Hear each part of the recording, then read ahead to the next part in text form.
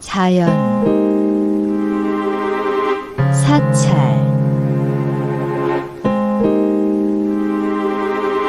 음식. 당신의 평소 식습관은 어떠신가요? 맵고, 짜고, 기름지고, 달콤한, 수많은 자극적인 음식들로 허기진 배를 채우고 있진 않으신가요? 사찰 음식 특강으로 건강과 환경에 대해 생각하는 송광사 불일불교대학 수인스님 특강 3부 지금 시작합니다. 반갑습니다. 오늘 많이 오셨네요. 아유, 감사합니다. 추석은 잘 쓰셨어요? 네. 아, 네. 추석 하실 때 음식하는 거 힘들지 않으셨나요? 진짜 재밌게 하셨어요? 아, 대단하시네요. 네. 저희는 지금 저번에 말씀드렸던 것처럼 외부에서 요새는 추석에 제사를 많이 안 지내잖아요. 집에서. 그래서 추석 때도 관광객들이 이렇게 투어하는 일정이 있어서 워낙은 일반인들이라면 그냥 맛있는 고기라든지 그런 거 먹을 텐데 다들 비건 쪽에 관심이 있으시다고 해서 음식을 제공해 드리고 있는데 어떤 분 우리 포항에 되게 요번에 태풍 되게 심하게 왔잖아요. 근데 그분은 태풍을 뚫고 올라오셨더라고요. 그래서 포항에 있으신 분들한테도 환경 교육이 너무 필요하다는 얘기를 하시고 음식에 대해서도 얘기를 했는데 그분들은 불자가 아니셨기 때문에 이렇게 저렇게 얘기는 드리지 못했지만 어쨌든 제가 강의를 준비하면서 그리고 여러분들도 강의는 사실 일회성이거든요. 여러분들이 그냥 이렇게 인지하시고 이렇게 해야 되겠다라고 생각을 조금 살짝 마음을 먹는다라고 표현하잖아요, 우리가요. 네, 그렇게 하게 되시면 조금씩 변화가 있지 않을까. 그렇게 돼서 지금 어떤 학자가 제가 말씀들도 드리게 하겠지만 인류에 지금 불교가 가장 필요한 시기가 지금이다라고 얘기하시는 분들이 많이 있어요. 사실 우리가 불자가 사실 주변에 많이 없으시죠. 도반들은 당연히 이제 법당에 또 성광사에 오거나 주변에 이제 도반들끼리 다니시기 때문에 잘 모르실 수 있겠지만 외부에 나가보면 젊은 애들도 그렇고 정말 기독교가 보통 많고 천주교도 많은데 불자는 참 만나기 어려워요. 그런데 지금 저희가 당면한 환경 문제라든지 이런 것들이 불교가 중요한 키워드가 된다고 하니까 여러분들이 잘 숙지하셔서 또 하나의 환경보살로서 거듭나게 되는 발판이 되었으면 좋겠습니다. 저번 주에, 저저번 주죠. 벌써 사찰 음식에 대해서 잠시 언급을 했었죠. 그쵸? 혹시 기억나세요? 네네, 채식도 있었고, 부처님 당시 때는 워낙은 채식만 하진 않으셨죠. 왜냐하면 걸식을 하셨기 때문에. 한국에 오면서, 중국에 오면서, 이게 공양 문화가 생기게 되고 식문화가 생기게 되면서 공양간이 생기고 오신채를 먹지 않고 채식과 비건에 대해서 얘기를 했다라고 말씀을 드렸죠. 그래서 한국은 그런 독특한 식문화를 가지고 있다라고 말씀을 드렸습니다. 오늘은 그 독특한 식문화를 통해서 그러면 제가 어제도 말씀드렸던 것 같은데 저번에도 말씀드렸던 것 같은데 비건을 상대하다 보면 한계가 있다고 말씀을 드렸잖아요. 비건하고 사찰 음식에 공양하고 식사하고 공양하고는 다르다고 말씀을 드렸죠, 저희가. 예, 제가 이렇게 치유 명상이나 아니면 교리와 맞닿게 사찰 음식이 더 해석이 되어야 된다라고 생각하는 것은 사실 교리에만 너무 치우치거나 아니면 너무 이론적으로나 아니면 너무 실생활, 마음적으로만 치우치게 되면 이게 끝까지 갈 수가 없거든요.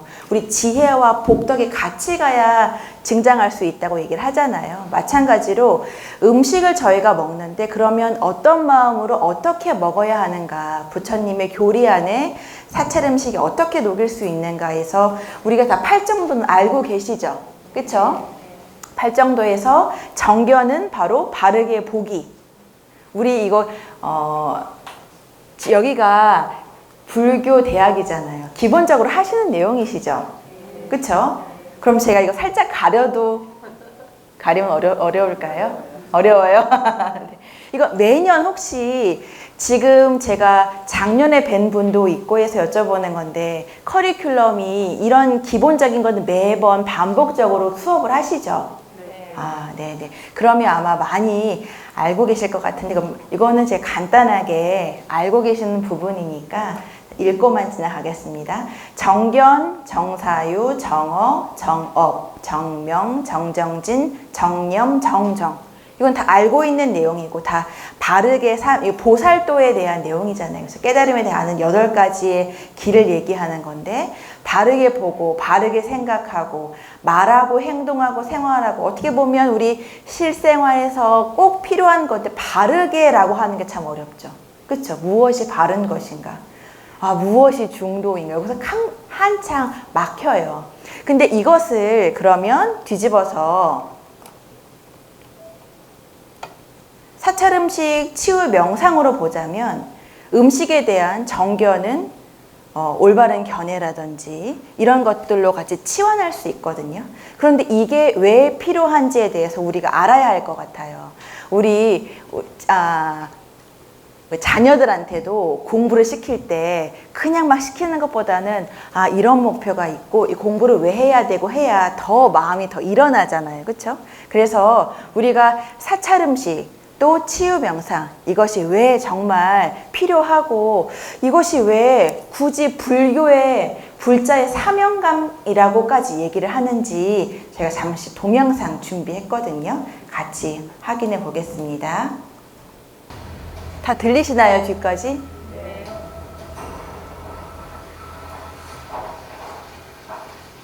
Our house is on fire. I need to say our house is on fire. People are suffering. People are dying. Entire ecosystems are collapsing. We are in the beginning of a mass extinction, and all you can talk about is the money and fairy tales of eternal economic growth. How dare you?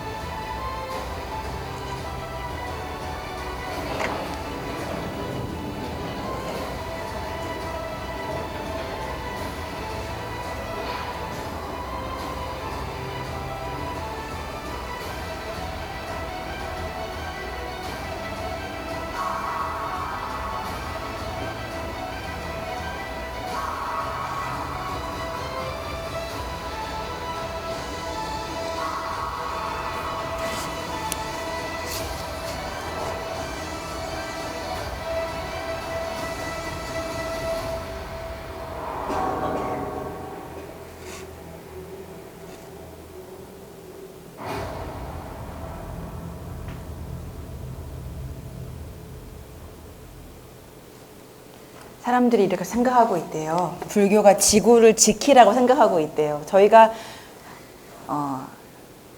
이게 조금 잘렸네요. 혹시 잘 보이셨어요? 뒤까지? 잘 보이셨어요? 무용 선생님 어디 가셨네요.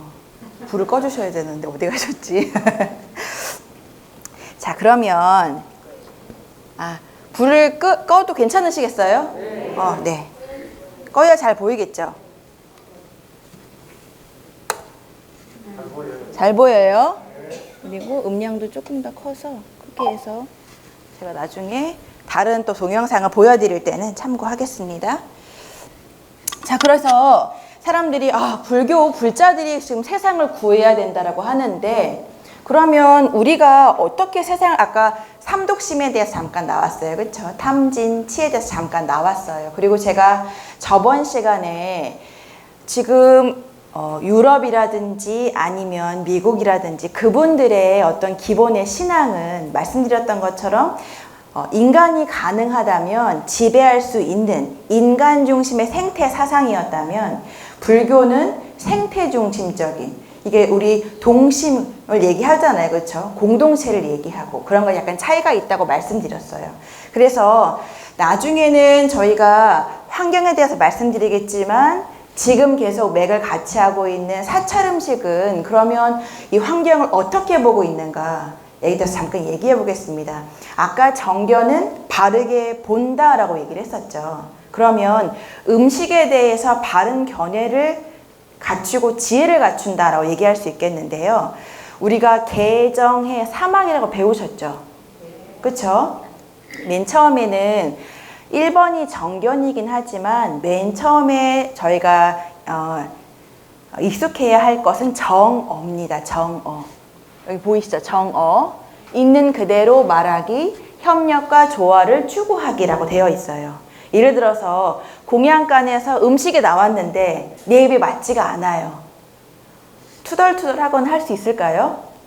감사한 마음을 낸다든지 아니면 같이 도와드린다든지 공양간 정말 힘들거든요.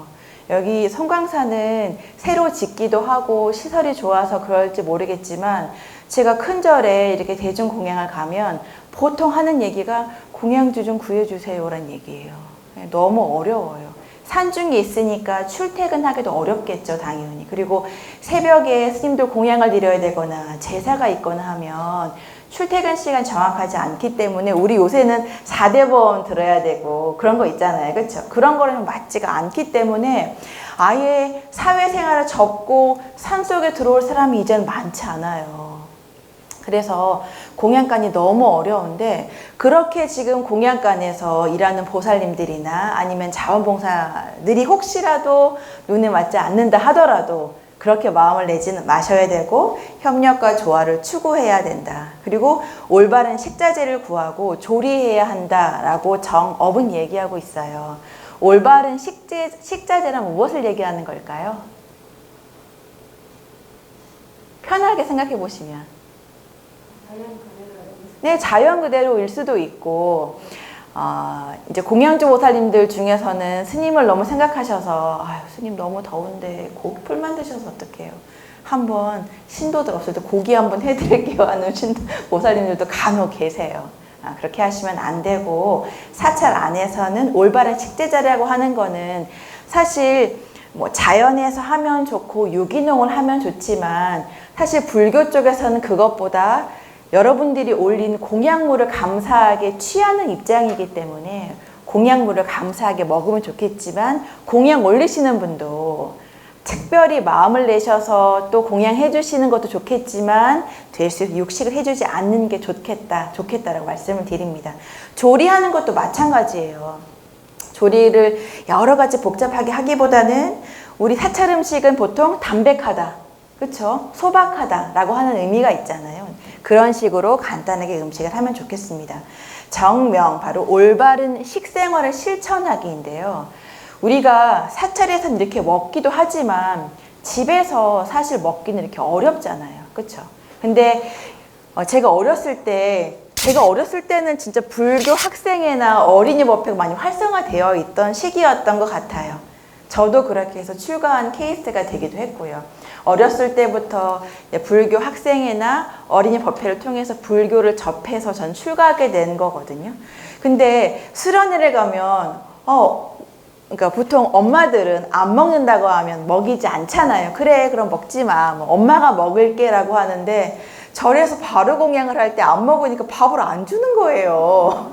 한 끼를 안 주고 두 끼를 안 주는 거예요. 스님이 너무 야속하잖아요. 근데 어떻게 했는지 아세요? 나중에는 배가 고파서 먹었어요. 어쩔 수가 없잖아요. 그렇죠? 나중에는 왜 단무지를 깨끗이 씻어 먹잖아요. 그렇죠?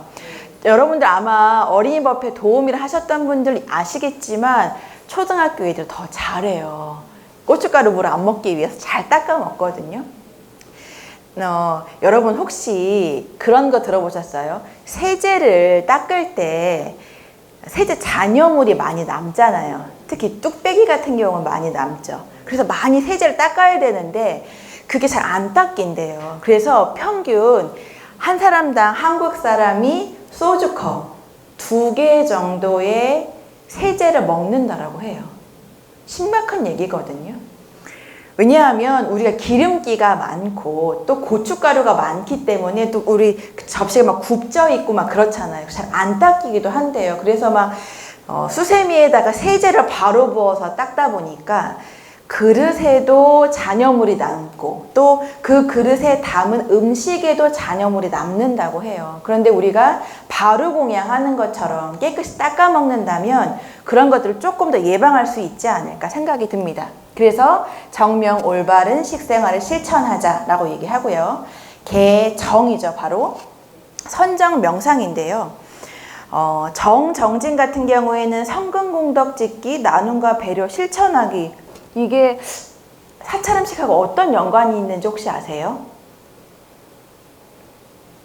선근공덕이라고 하는 것은 우리 예전에 이런 얘기가 있잖아요. 아이고 복이 있는 사람은 절에 가도 새우젓을 얻어먹는다, 이런 얘기가 있지 않아요? 그렇죠? 그러니까 어쨌든 우리가 사찰음식을 하거나 대중공양을 하거나 하는 것도 복을 지어야, 선근공덕이 있어야 섭취할 수 있다고 말씀드리는 거예요. 그래서 우리가 스님들께서 예불을 올리거나 아니면 기도를 올리거나 여러분들이 삼부를 외워하거나 아니면 대중을 외워하는 것만으로도 선근공덕을 짓는 거기 때문에 이렇게 그런 것을 통해서 명상을 할 수 있다라고 말씀을 드립니다. 정념은 있는 그대로 있는 마음을 관찰한다, 변화하는 현상을 관찰한다라고 하는데요. 보통 저희가 이렇게 음식을 드릴 때, 특히 제가 이제 사찰 음식이라든지 이런 것을 사업을 했을 때 사람들이 먹을 때, 스님, 이 음식이 너무 깨끗하고 좋은데 입에 남는 게 없어 라고 얘기를 하시더라고요. 왜냐하면 오신채가 들어가지 않으니까 입에 전혀 냄새가 나질 않는 거예요. 이거 냄새가 나지 않는 것 같아. 뭐 입에 남는 게 없으니까 먹은 것 같지가 않아. 예를 들면 배는 부른데 입은 먹은 것 같지가 않네, 이렇게 얘기를 하신다든지, 아니면 국물이 맑은데 뭐가 있는 것 같아, 이런 식으로 얘기를 하시는 분들이 계셔서 저도 이거 조금 더 어떻게, 조금 더 맛있게, 조금 더 어떻게, 이런 마음이 하다 보니까 이런 마음은 끝이 없는 거예요. 계속 발전하다 보고 또 그러다 보니까 이 중심축을 벗어나게 되는 경우가 많더라고요. 원래 중심인데 조금 더 해야 되는데 조금 더 하게, 더 하다 보니까 이 중심을 잃어버린 경우가 제가 많이 있었어요. 근데 그럴 때 제가 이 정념이 부족했었던 것 같아요. 정념이라고 하는 것은 있는 그대로, 원래 우리 자연 섭취를 기본으로 사찰 음식을 하는 건데 외부 사람들은 그게 입맛에 맞지 않잖아요. 외부 사람들이 자꾸 입맛을 맞추려다 보니까 있는 그대로의 마음이라든지 있는 그대로의 음식을 관찰하지 못했던 것 같아요. 그래서 제 중심이 흔들렸는데, 여러분들은 이 기회를 통해서 굳이 선방에 앉아서, 선방에 앉는 거는 정말 큰 공덕이고 대단한 일이긴 하겠지만, 수승한 일이긴 하겠지만 우리가 매번 선방에 가서 앉아 있을 수 없잖아요. 근데 음식은 매일 먹을 수 있기 때문에 음식을 먹을 때 관찰 명상이라든지 내가 어떻게 먹는지, 또 먹었을 때 내 몸은 어떻게 반응하는지, 또 이것을 먹었을 때 어떤 느낌을 갖는지, 사념처 수행도 같이 할 수 있는 선정 명상이 될 수 있다고 말씀드립니다. 정정도 마찬가지죠. 흔들림이 없는 마음이에요. 예를 들어서 스님, 예를 들어서 제가 도반들을 만났어요, 오랜만에. 근데 저는 이제 비건을 하니까 만나서 먹을 수 있는 음식은 된장찌개하고 밥밖에 없는데, 된장찌개에도 요새는 고기를 넣어주시더라고요. 근데 어쨌든 밥하고 간장을 먹던지 그렇게 먹어요. 근데 도반들이 얘기를 하는 거예요. 이제 악마의 속삭임이죠. 스님, 여기 룸이니까 아무도 안 봐, 먹어 괜찮아, 이렇게 얘기하는 도반들이 있어요. 근데 만약에 제가 정정이 막 흔들린다면 그럴까? 한번 먹어볼까? 라고 얘기할 수가 있겠죠.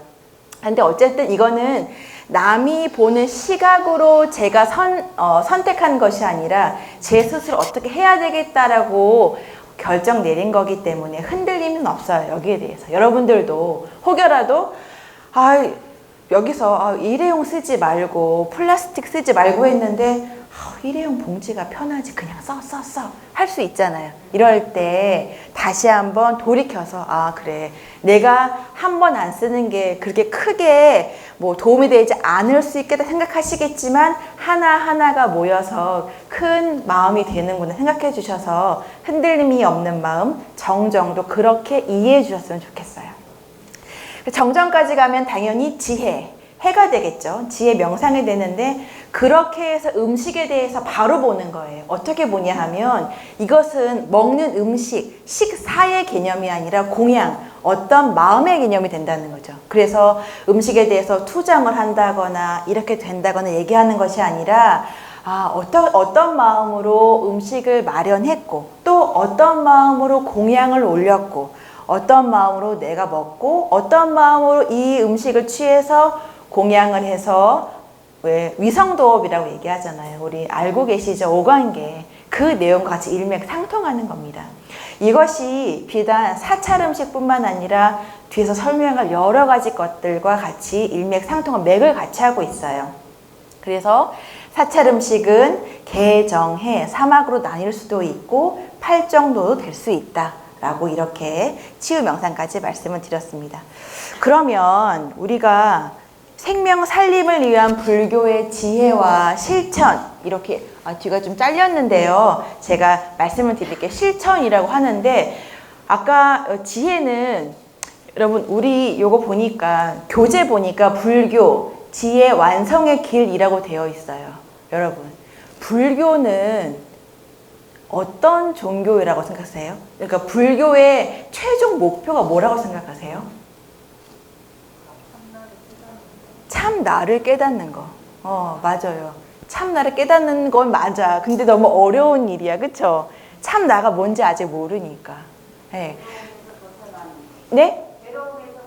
맞아요. 괴로움에서 벗어나는 것 또요. 이고등락. 그렇죠. 자비심. 네. 마음. 네, 그렇죠. 또요.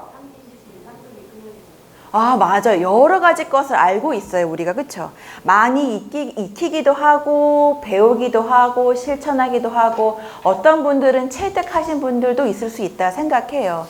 이게 모든 것은 반야로 가기 위한 길이죠. 안욕 따라 삼약삼보리 지혜를 발현하는 길이에요. 우리는 지혜롭게 살기 위해서 불교를 믿어요. 그쵸? 어렵지 않거든. 이게 어렵지 않고에는 단어에 이거 차이일 텐데 간단하게는 우리가 지혜로운 삶을 살기 위해서 부처님을 의지하는 거예요.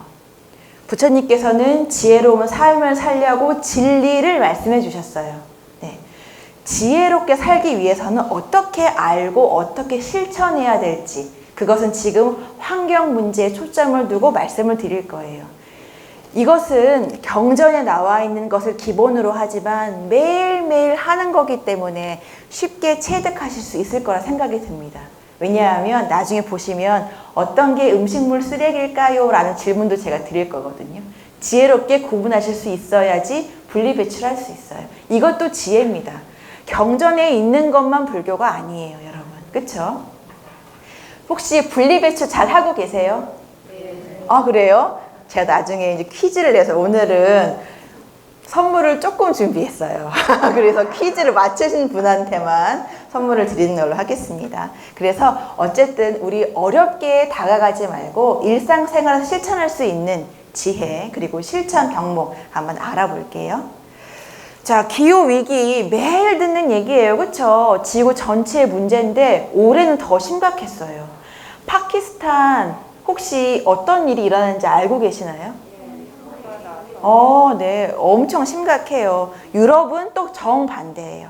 한번 다 같이 간단하게 알아볼게요. 우리나라뿐 아니라 세계적으로도 올여름은 어느 때보다 기후변화에 따른 재해로 몸살을 앓았습니다. 네, 파키스탄은 역대 최악의 홍수로 국토의 3분의 1이 물에 잠겼고 유럽과 중국은 극심한 가뭄에 시달렸습니다. 김선희 기자가 보도합니다. 불어난 물에 건물 꼭대기만 남은 마을. 주민들은 물살을 가르며 마지막 소지품을 챙깁니다. 전체 국토의 3분의 1이 물에 잠긴 파키스탄. 수해 지역은 배를 타야만 이동할 수 있습니다. 물에 잠긴 도시에는 거대한 난민촌도 생겼습니다. 3개월간 내린 비로 지금까지 1,200명 넘게 숨지고 3천만 명 이상이 피해를 입었습니다.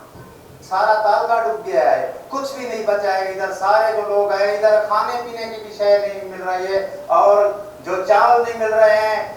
설사와 피부병 등 수인성 전염병도 급속도로 퍼지며 살아남은 주민들을 위협하고 있습니다. 특히 출산이 임박한 여성 7만 3천여 명의 지원이 시급한 상황입니다. 의사들이 무료 진료에 나서고 있지만 수해 지역이 워낙 광범위해 역부족입니다. तकरीबन रोजाना 700 से 800 तक की जो हमारी होती है, तकरीबन 5 से 6 डॉक्टर फ्री ऑफ कॉस्ट देते हैं, जिसकी कोई चार्ज वगैरह नहीं है। 유럽은 정반대로 500년 만에 최악의 가뭄에 시달리고 있습니다. 극심한 폭염에 프랑스, 스페인 등 곳곳에 대형 산불이 이어지고 독일과 이탈리아는 강물도 말라붙었습니다. Handelt es sich schon um außergewöhnlich niedrige Wasserstände. Man muss dazu sagen, Niedrigwasser ist schon. 중국은 양쯔강이 150년 만에 최저 수위를 보이며 땅이 갈라져 사막처럼 변했습니다. 인공 강우까지 동원했지만 효과는 미미합니다. 문제는 이런 세계적인 기후재앙이 앞으로도 계속될 것이라는 점입니다. 전문가들은 지구온도가 오를수록 습한 지역엔 비가 더 내리고 건조한 지역은 더 말라갈 것이라고 보고 있습니다. तो उस ग्रीन हाउस गैसेस को जब तक कर्टेल नहीं किया जाएगा, जब तक ग्लोबल वार्मिंग नहीं रुकेगी आपकी, और ग्लोबल वार्मिंग नहीं रुकेगी तो क्लाइमेट चेंज के जो असरात हैं वो इसी तरह बढ़ते रहेंगे, कम से कम नहीं होंगे। 기후변화가 가져온 끔찍한 재앙. 지구촌 곳곳이 그 혹독한 대가를 치르고 있습니다. YTN 김선입니다. 아마 뉴스를 보신 분들도 많이 계실 거예요. 이거 사실 우리의 피부 별로 안 와닿으시죠? 그렇죠? 먼 나라 같죠?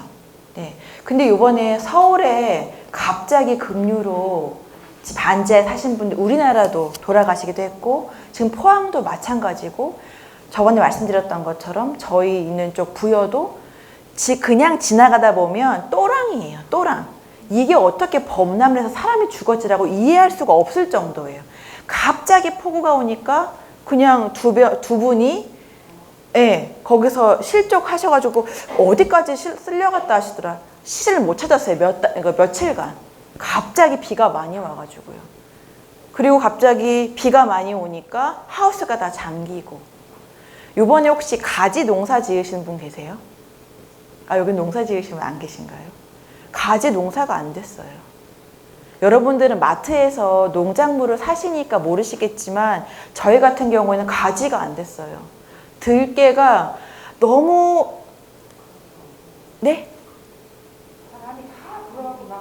네네, 가지가 비가 너무 많이 오니까 열매가 너무 삐들삐들하기도 하고, 저희는 충청도는 들기름을 많이 먹어서 들깨를 많이 경작해요. 그런데 깻잎에 사실 약 많이 주거든요. 저희는 약을 안 주고 작년에도 키우고 요번에도 키워서 그렇게 될 줄 알았는데 깻잎을 한 장도 못 먹었어요. 너무 비가 많이 오니까 벌레가 너무 많아서 저희가 먹을 게 없어요. 잎사귀밖에 안 남았더라고요. 네, 너무 심해요. 네? 줄기밖에 없어요. 이파리가 없어요. 병이 너무 많이 나고. 그러니까 이제는 식량난까지 간다고 해요. 근데 우리나라는 조금 거기서 멀리 떨어져 있다 생각하겠지만 이제 그렇지 않아요. 우리 서울하고 포항 보셔서 아시겠지만 그렇기도 하고 요번에 계속 올라오고 있다고 하죠. 태풍이. 다행히도 다행은 아니죠. 일본을 관통해서 지나간다고 해서 저희는 피해가 좀 없긴 하겠지만 심각해요. 농부 입장은 되게 심각합니다. 우리가 마지막에 인터뷰를 하는 그 사람들이 온실가스에 대해서 얘기하는 거 이렇게 보셨죠? 온실가스가 제가 저번에 한번 그 공장식 축산에 대해서 말씀드렸는데 온실가스가 어떻게 해서 나오냐 하면 예전에는 우리가 자동차를 타지 말자고 막 얘기를 하고 뭐 2부제, 3부제도 했었잖아요. 여러분 잘 기억해 보세요. 1988년도에 우리가 올림픽이 있었죠. 그쵸? 그때가 미세먼지가 더 그러니까 청명했을까요? 지금이 미세먼지가 더 없을까요? 지금이 더 없을까요? 더 심해요? 더 없는 것 같아요? 심하다고 생각하시는 분. 지금이 더 심하지. 옛날엔 깨끗했어. 이렇게. 네, 지금이 더 심해. 옛날엔 깨끗했어. 오케이. 자, 아니야. 옛날에 더 심했어.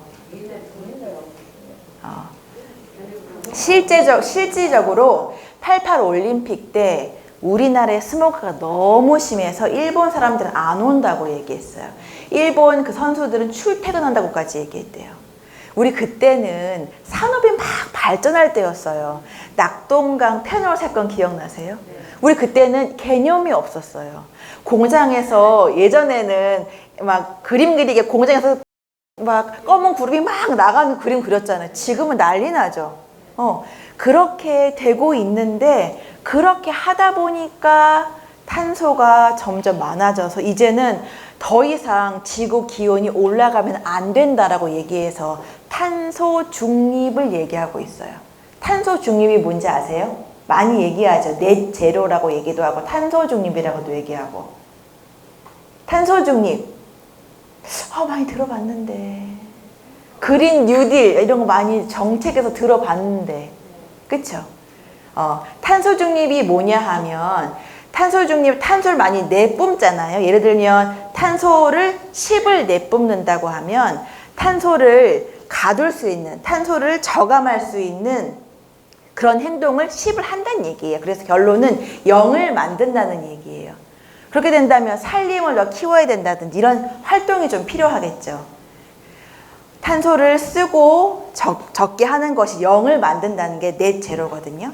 그래서 우리가 지금 여기 지구 온도에 대해서 다시 한번 보시면 좋을 것 같아요. 지구 평균 기온은 14도, 산업화 이전 대비 1.2도가 높아졌는데요. 그 이전 지구의 평균 온도는 올해도록 거의 변화가 없었죠. 한국은 세계 7위의 탄소 발생국이자 G20국가 중 4번째인 화석연료 투자국으로 대표적인 가해 국가 중 하나입니다. In the past 30 years, governments and citizens have become aware of the global climate change risk. A cross-national study of the American Pew Research Center shows that South Korea is one of those countries in which the population is particularly concerned. 역설적이게도 우리나라 역시 기후위기로 인한 피해로부터 안전할 수 없습니다. 2021년은 한반도 연평균 기온이 역대 2번째로 높았던 해로 기록되었고, 이대로 가다가는 2050년에 한국은 아열대 기후 국가로 변할 것이라는 예측까지 나오고 있는데요. 이와 같은 암울한 예측 속에서 우리가 할 수 있는 것은 단 한 가지. 얼마 남아있지 않은 시간 동안 최선을 다해 지구 온도 상승을 막는 것뿐이죠. 날이 갈수록 뜨거워지는 지구로 인해 2015년 프랑스 파리에서 열린 유엔 기후변화회의에서 지구 평균온도 상승폭을 산업화 이전 대비 2도 이하로 유지하고 나아가 온도 상승폭을 1.5도 이하로 제한하자는 파리 기후변화 협정이 채택됐습니다. 온실가스 배출로 인한 지구 온난화를 막아보자는 겁니다. 여기서 온실가스가 나오고 파리 기후협정이 나와요. 파리 기후협정을 도와준 분이 혹시 누군지 아세요? 불교에서 유명하신 분인데 모르시겠죠? 파리, 프랑스 틱낙한 스님이 도와주셔서 이렇게 했다고 얘기하더라고요. 그래서 이 중요한 의제인데도 불구하고 불교의 어떤 그 수장으로서 지도자로 살아있는 생불로서 지금은 돌아가시긴 하셨지만 열반하셨지만 그 위치에 계시면서 많은 도움을 주셨다고 해요. 어쨌든 이 기후 위기가 이래저래 참 심각하거든요. 그런데 1.5도 계속 1.5도를 얘기하고 있는데 과연 1.5도가 넘어가면 이게 좀 잘리네요. 여기 보시면 여기가 1도예요. 1도, 2도 되는데 1도 보면 지구 곳곳에서 이상기후로 산불, 홍수가 발생한대요. 물 부족 국가, 그리고 5천만 명 정도가 사망할 수가 있다고 얘기를 해요. 1도가 올랐을 때. 2도가 올랐을 때는 보시면 북극 생물이 40%가 멸종한다고 되어 있어요. 투발루 섬이라고 혹시 아세요? 저기 태평양에 있는 긴 섬이에요. 길다 보니까 이 해수면이 높으면 그 섬이 워낙 낮아요. 그래서 해수면이 높아지면 점점 섬이 없어진다고 하더라고요. 그게 투발루 섬인데 섬 나라가 점점 없어진다고도 해요. 그래서 2050년이 되면 부산에 물이 잠긴다라고 얘기하는 학자들도 있어요. 2050년이 되면 이렇게 가다가는 3도씨가 되면 가뭄과 기근으로 300만 명 이상이 사망한대요. 이게 안와닿으시죠? 해안 침수로 1.6억 명이 파괴가 되고 아마존 열대우림이 파괴가 된다고 이게 과학자들이 모여서 한 내용인데요. 그러면 안 와닿으시니까 제가 와닿는 거를 한번 보여드릴까요? 저번에 우리 비건에 대해서 잠깐 제가 말씀을 드렸었죠? 기억이 안 나시나요? 네, 이 사진 같이 보셨죠? 네. 공장식 축산을 보셨고 그 다음에 돼지의 삶에 대해서도 보셨어요. 그쵸? 네, 그리고 돼지 구제역이라든지 닭은 원래 이렇게 사는데 원래 30년 사는데 우리는 30일 만에 먹어 이런 얘기도 했었고요. 그쵸? 그리고 산란계에 대해서 이렇게 컨베이어 벨트에서 그냥 갈아져 나가는 병아리도 같이 얘기했었고 여기서 중요한 거는 뭐냐면요. 혹시 이거 제가 저번에 말씀드렸나요? 이게 뭔지 아세요? 이거 130배. 사람, 소. 네? 안 했어요? 혹시 이게 130배가 더 많대요. 뭐가 더 많을까요? 사람보다 소가 130배가 더 많대요. 가스? 분뇨예요. 분뇨의 양이 이렇게 많아요. 130배나 많아요. 그래서 홍성에 돼지고기가 유명하대요. 돼지 59만 마리가 있는데 하루에 4,400톤이 되는 똥이 나와요. 이거는 전라북도하고 제주도에 있는 똥보다 더 많이 나와요. 홍성이 돼지를 많이 키운대요. 그러면 이 돼지를 정화조 시설할 수 있을까요? 못해요. 못해요. 저희 청량도 청량하면 청정하다. 칠갑산이 있다 했는데 사람이 많이 안 살다 보니까 축사가 많이 들어와서 칠갑산 주변에 돼지똥 냄새가 너무 많이 나요. 아무리 데모를 하고 시위를 해도 합법적으로 인가를 받아 들어온 거기 때문에 어쩔 수가 없대요. 개인 사유물이기 때문에. 이렇게 되고 있는데 이것이 왜 문제일까요? 아까 제가 넷째로 얘기하면서 말씀드렸던 탄소 문제가 돼요. 이거 볼까요? 신종플루 감염 경로라고 되어 있어요. 여러분 신종플루가 우리가 지금 마스크를 왜 쓰고 있죠? 코로나 때문에 쓰고 있죠. 코로나가 변이된 거예요. 그러니까 신종플루에서 변이되고 변이된 게 바로 이 코로나인데요. 우리 신종플루 돼지콜레라라고 맨 처음 배웠어요. 돼지콜레라였었는데 신종플루가 되고 그 다음에 이게 박쥐에서 사스가 되고 메르스가 되고 사스2가 되고 이렇게 되는 거거든요. 이 코로나까지 오게 된 거예요. 이게 우리가 아까는 뭐 1도 올라가고 2도 올라가고 별로 마음에 안 와닿잖아요. 그쵸? 그런데 이렇게 올라가는 것이 왜 필요하냐 하면 불을 끄니까 눈을 감으시는 분들이 너무 많아서 안 되겠어요. 안 보이더라도 눈을 떠야 되겠어요. 왜냐하면 산림을 계속 불태우잖아요. 아마존 지금 브라질의 대통령은 나는 전기톱의 별명을 가지고 있다라고 얘기할 정도로 산림을 밀림을 계속 벌목하고 불을 태워요. 그러면 지금 산림에서 살고 있는 동물들은 다 사람이 살고 있는 쪽으로 갈 수밖에 없겠죠. 특히 박쥐 같은 것들이 인수분해로 돼지가 그렇대요.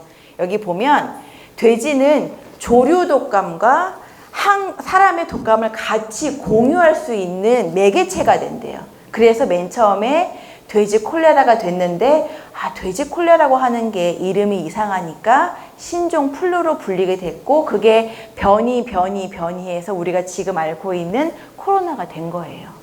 우리가 1도, 2도 올라가는 게 크게 와닿지 않지만 우리 이번에 얼마나 힘들었어요. 마스크 겨우 벗으려 할 때 또 올라가잖아요.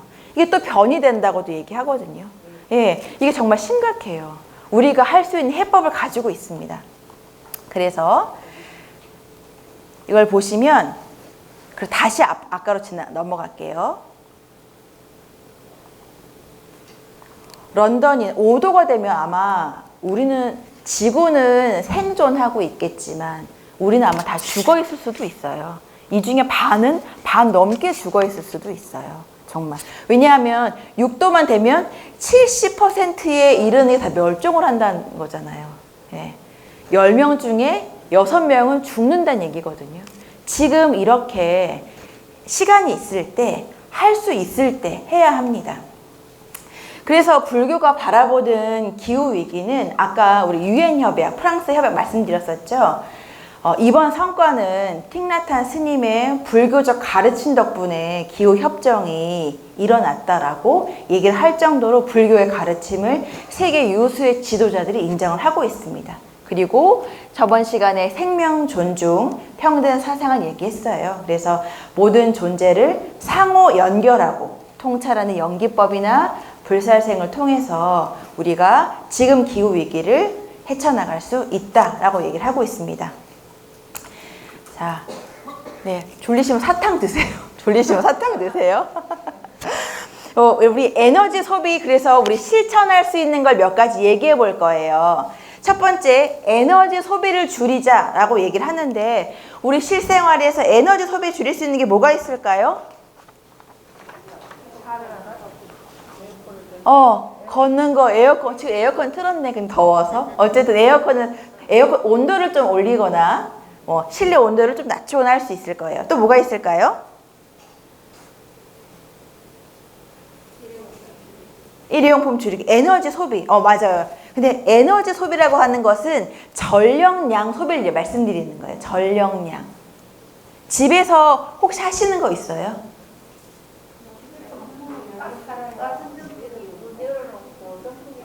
선풍기를, 에어컨 좀 안 쓰시고 선풍기를 트시고 또요? 네? 창문을 열고 산다. 창문을 열고 사는 거하고 에너지하고는 어떻게? 에어컨 안 틀려면 창문 열어야 시원한 바람. 에어컨을 안 트신다. 그렇죠. 또요? 네?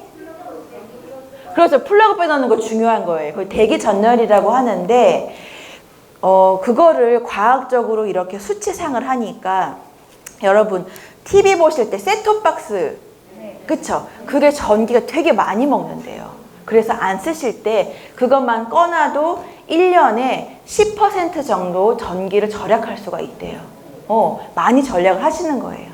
아닌 건 다 빼놓으시거나 아니면 왜 이렇게 스위치, 멀티탭에 스위치 있는 거 있잖아요. 그렇게 하셔도 되고. 또 뭐가 있을까요?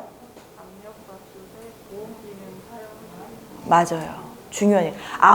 여러분 혹시 압력밥솥에 보온 기능을 많이 하시나요?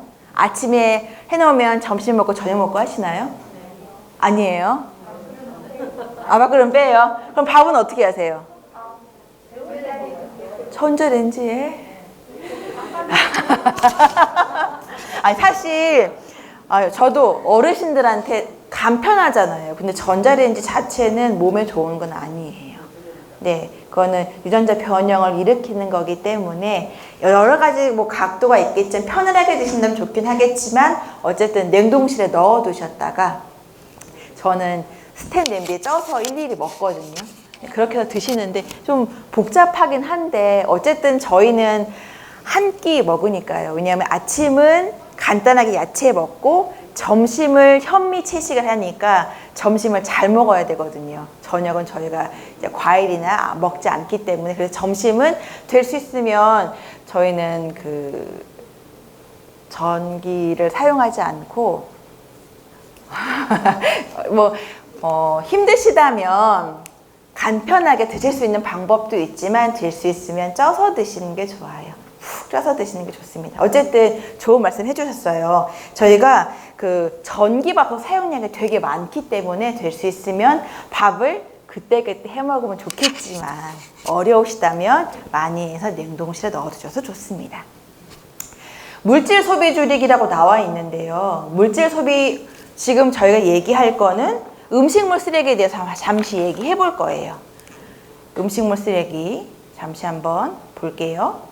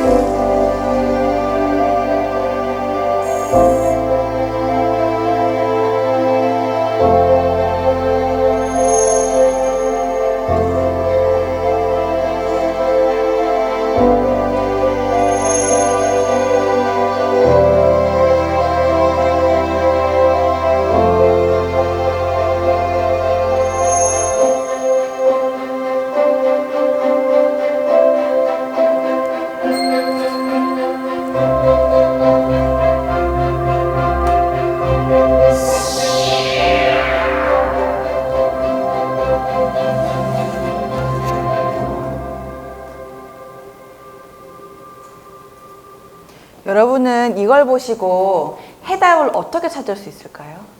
여기서는 푸드 마일리지를 얘기하고 로컬 푸드를 얘기했어요.